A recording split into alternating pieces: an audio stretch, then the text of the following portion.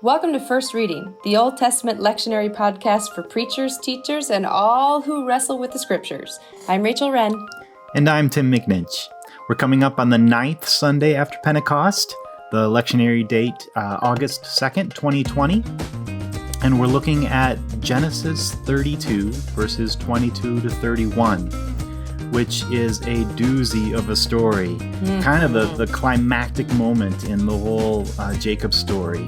Mm-hmm. And so I guess if I had to guess, you might say this is one of your favorites. Oh, it's one of my all-time favorites. This is probably, though, honestly, one of my all-time. It's one of the earliest sort of favorite stories I remember having from the Bible. So you really mean it this time. I really, really mean it this time. Okay.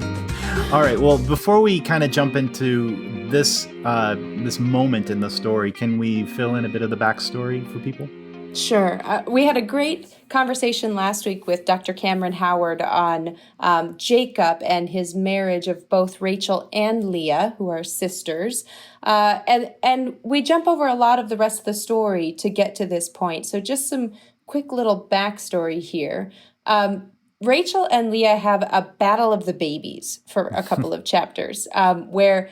And it's Battle really of the Babies. Battle of the Babies. And it sounds funny, and I'm making it sound funny, but it's really quite sad because what's going on is Leah is attempting to win her husband's love by bearing him child after child, while the wife that he does love, Rachel, languishes in desperation to get pregnant even once. I mean, it's really a heartbreaking story. It's just as sad as the struggle between Jacob and Esau is the struggle between these two sisters. Unfortunately, though, one of them can't just run off to their family because they're married to the same guy. Mm-hmm.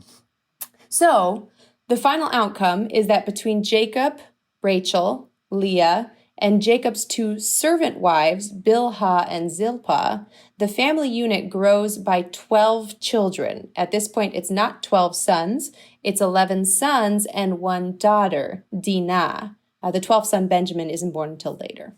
They come cheaper by the dozen. And then they decided to do a baker's dozen just to fill it out, right? Right. So... what happens next is that once they have all these kids, Jacob, through some of his typical trickery, cheats Leah's and Rachel's father out of a bunch of sheep and goats. But Laban, his father-in-law, he can't quite catch him in the act, so Jacob gets away with it, sort of. Laban's sons don't really care so much about proving that Jacob is doing something wrong. They just decide to take things into their own hands. So Jacob hurries up and packs up his things and starts to head back home to Isaac, Rebekah, and Esau. But what's the problem with that, Tim? Last we saw Esau, he was waiting to kill Jacob. Yeah, things are not any better where he left. So now he's like totally stuck between a rock and a hard place, or it might be better since anger in the Hebrew Bible is often associated with fire. It might be better to say he's stuck between a campfire and an inferno. He's got his in-laws who are spitting mad coming right after him, and he's got his own family of origin mess that he's about to waltz right into. And it sounds a little like a typical family holiday gathering, right, Tim? Maybe your holiday gatherings. Oh, burn! All right, so walk us through what Jacob does as he prepares for the encounter with Esau. Okay, so he sends out an advance team to find out what Esau's doing. They come back and they relate, oh, he's headed your way with about 400 men. So Jacob is scared crapless.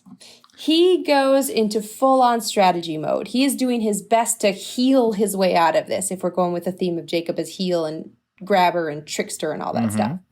So he hides half of his flocks and his belongings and servants, and the other half he divides into multiple cohorts. And he sends off group after group of camels, donkeys, cows, colts, servants, so that before his brother can even get to him, Esau is swamped with wave after wave of gifts trying to win his brother's favor. Now finally, after all the presents have been sent, Jacob is left with his wives and his children. He sends them across the river, so they're the last possible things that Esau could get to. They're in the safest possible place. And then finally, in verse 24, right close to where our text for today starts, it says this, Vayivater Yaakov levado, and Jacob was left alone. Yeah, it's kind of like we've walked backwards back to the text that I looked at a few weeks ago, where Jacob was at Bethel on his own and fleeing from Esau. Exactly. Jacob, through the process of this, what the lectionary is considered backstory, Jacob is stripped of everything that he has acquired after he left Esau. He is stripped of his belongings, his servants, his children, and his wives until it is just him fleeing for his life alone at night. And God shows up. But differently than the story that you looked at, Tim, where it's this hene of promise and blessing, this is a little bit more of an ambiguous meeting with God. And it's no less gorgeous for that ambiguity. This is a story of Jacob wrestling with a man. That man, scholars have argued, may be an angel. It may be a man of God. It most likely was not Jesus Christ before Jesus Christ took human form. But this person is in some way representative of God. And that is a gorgeous image of what it can feel like at times to have faith. Jacob wrestles, and he will not let go of this God-man, even when the struggle injures him, even when the divine being requests it. Jacob will not let go until he is given a divine blessing and a changed name to represent the encounter. Jacob, heel grabber, becomes Yisrael, El meaning God, or here with God, and Yasar from the Hebrew word, which can be translated striven, but it can also just mean exert oneself, persevere. You've persevered with God, Jacob. You hung on. Yeah. Wow. It's so good. So don't leave us hanging. How does the story end? What happens when the two brothers finally face each other? Does the lectionary tell us? Not yet. No. It certainly doesn't. And I actually, you know what? I actually wouldn't rush there. I think that's kind of the pitfall and the angle of this text. I told a lot of backstory before I even got to what's assigned for the lectionary text for the day. But this is one of the great stories in all of biblical literature. It's great because it's so beautifully led up to and written. And it's great because it is a really deep well of faith resource for people to draw from. You do not want to hurry this text. Give it the backstory it needs for people to understand where it's coming from. But don't treat that backstory as the context that you have to give before you dive into your real sermon. Make it a part of your sermon. When you are handed a really great story like this, sometimes the main goal of the sermon is to let the story preach. Walk them through the tension that's building up. Walk them through the drama of wrestling throughout the night with God. Anybody with anxiety who has trouble sleeping will get this text. Anybody who has had to wait up long into the night for news of a loved one will get this text. Anybody who has struggled with their faith and felt like God was beating down on them in the midst of that struggle will get this text. But whatever you do, don't leave out the second to last verse. It says, the sun rose upon Jacob as he passed Penuel, limping because of his hip. This is the key verse, the key faith resource of this story. You may wrestle with God throughout the night, but the sun will rise upon you.